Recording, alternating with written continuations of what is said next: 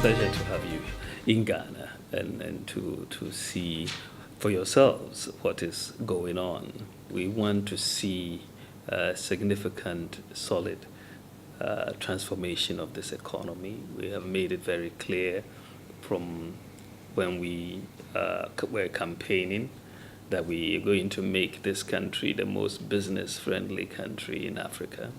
That is the goal. So I've sent out word to Rwanda to watch out, we are coming. And my good friends out there, we tease each other. But I mean, that is basically our goal. We want Ghana to be globally competitive in this space. So, and the president has said about doing this by putting together a very solid economic management team, because ultimately it's the people who do the work, and we and you know, the Minister of Finance is on it, the senior minister who used to be the Minister of Finance in the past and who voted one time as one of the world's best finance minister by the World Economic Forum during his time. He's on it, the energy minister, Greek minister, trade minister. It's a pretty solid team. We meet every Tuesday. We were here for how many hours? 5 hours today. But it's a laser focus on the economy, so that we don't get surprises and we can be ahead of the curve, you know, in terms of policy decisions and what we need to do. We're very, very responsive to what the private sector is going through, whatever challenges, you know, particular businesses are going through, and how we can help them overcome those challenges if there's red tape or bureaucracy.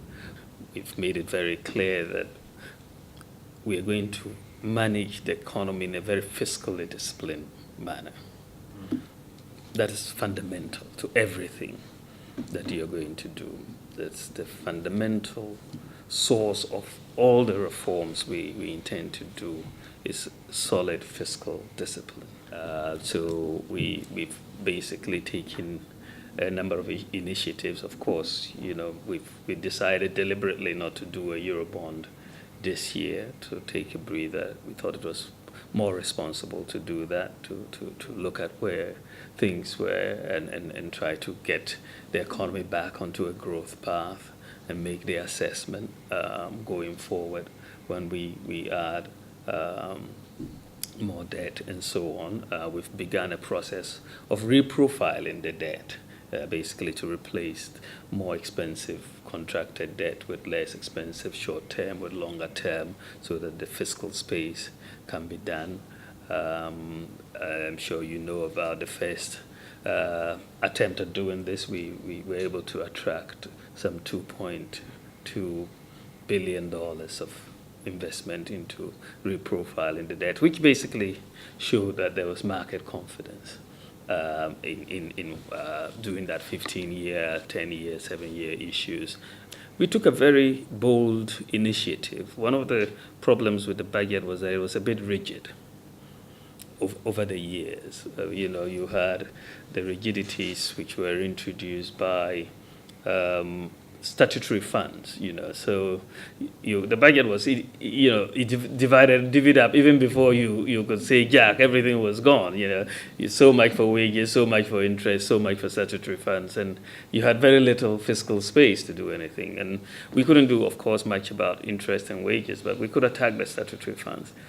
Every government before us had tried to do it and failed, because there are major interest groups, you know, that the statutory funds go. But we just said, listen, that's the reality. There's not much we can do. We have to cap it. And there's a maximum of 25% of government revenues that can go to statutory funds in any year. We capped it at 25%. The people thought we couldn't do it, but we did it. First budget, we've done it, we've passed the law, and so we've put a cap so that we have to live within that particular envelope. In June, we are launching our telemedicine program, where because the IT space also allows us to deliver health services across the country with these mobile laboratories where people can go and take pictures and someone sitting in South Africa can give a diagnosis, just on the mobile phone and so on. It will really help reduce health costs, and that is also going to be launched this year. So it's a reformist government. We're doing a lot, but there are things that are important for us to be able to make this a very business-friendly economy. You're going to be dealing with a government going forward that is very clear on its objectives, its priorities, and it's very transparent, and so whatever the issues are, we can resolve them. We can resolve them and go forward. So I'm glad you're here, and thank you very much for your attention.